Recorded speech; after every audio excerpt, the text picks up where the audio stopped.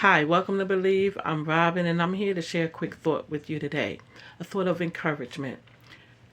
There's an old poem called Footprints in the Sand. Many of you know that poem, um, but I want to bring it and remind you of that poem. One night I dreamed I was walking along the beach with the Lord. Scenes from my life flashed across the sky. In each, I noticed footprints in the sand. Sometimes there were two sets of prints, other times there was only one. During the low periods of my life, I could only see one set of prints. So I said, "You promised me, Lord, that you would walk with me always. Why, when I have needed you most, have you not been there for me?" The Lord replied, "The times when you have seen only one set of prints, my child, is when I carried you."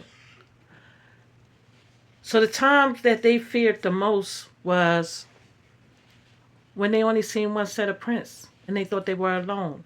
Sometimes you might think you're alone just because you don't see two sets of prints. You feel as though you're alone. But let me remind you of something. God said he'll never leave you. He won't forsake you. He sends his angels to protect you, to comfort you, to keep you. And he sends his word. Let me hit on a couple of people. The Hebrew boys, Shadrach, Meshach, and Abednego, when they were thrown into the fiery furnace. They were afraid when they first got thrown in there. You know, the fire was blazing. It was strong. It was turned up hotter than the norm. And when they were first thrown in there, I'm sure they were afraid. And I'm sure, they thought that they were alone. Even though they held on to their faith to God, they still went in there alone. But when they fell down at the bottom of that floor and noticed that the fire wasn't burning them, they noticed that they wasn't getting burnt or suffocated or choked by the smoke and the fumes.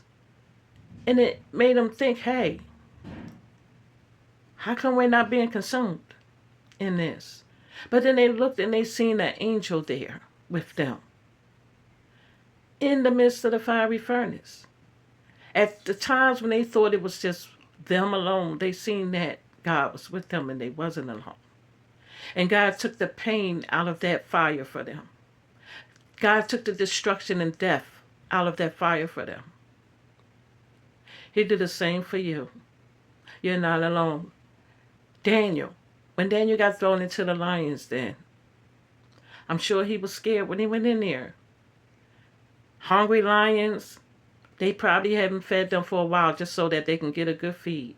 But when Daniel was thrown into the lion's den, I'm sure he thought he was alone until he seen that the lions wasn't consuming him. He's sitting in the lion's den and wait, how come the lions are not attacking me? How come they're not gnawing at me? How come they're not tearing me apart and ripping me in pieces? The lions are sitting there away from me, calm. And then when he seen the angel shutting the mouths of the lion, that brought a peace for him. He seen that he wasn't alone. The times that you think you're alone, you're not alone.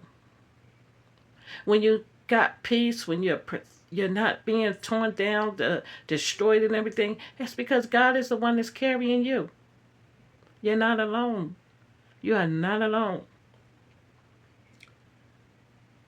Peter, when he got thrown into prison, getting ready to lose his life, and he was chained between the two soldiers, an angel came.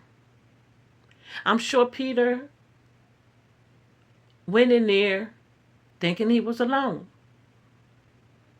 But when he saw the angel, he seen he wasn't alone. See, the angels come from God. God sends the angels.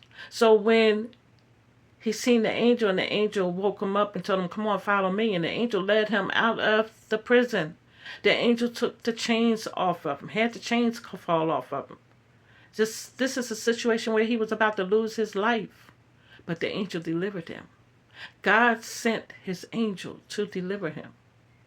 God sent his angel in the furnace with the Hebrew boys. God sent his angel in the lion's den with Daniel. Life-threatening situations. God sent his angel. Peter, life-threatening situation. He was going to get killed. And last but not least, John, the disciple John, when he was on the island of Patmos, they exiled him. They put him out there to die. And while he was out there, when the Lord came and he revealed to him the book of Revelations, in that book, Revelations 10 and 11, he told John, he said, John, you will speak before the nations again. You will speak before the people again. You will speak before kings again. John probably thought he was out there alone until the Lord showed up. And then even though the Lord showed him to show him Revelations, Jesus still took the time to let him know that you will speak to people again. So in other words, for him to speak before kings and nations again, that's telling them you have to come off this isle. I'm going to get you off of this isle. You will not stay out here and die. In these situations of death, devastation, God sent his angel. The Lord came and protected his people. Don't fear. He got you. He's going to protect you. He sends his angels for us, those of us heirs of salvation. He sends his angels to protect us. You are protected, child of God. God bless you. And know that God will never leave you nor forsake you. Call on him. He's a present help in a time of need. You have a blessed day. And remember, God loves you.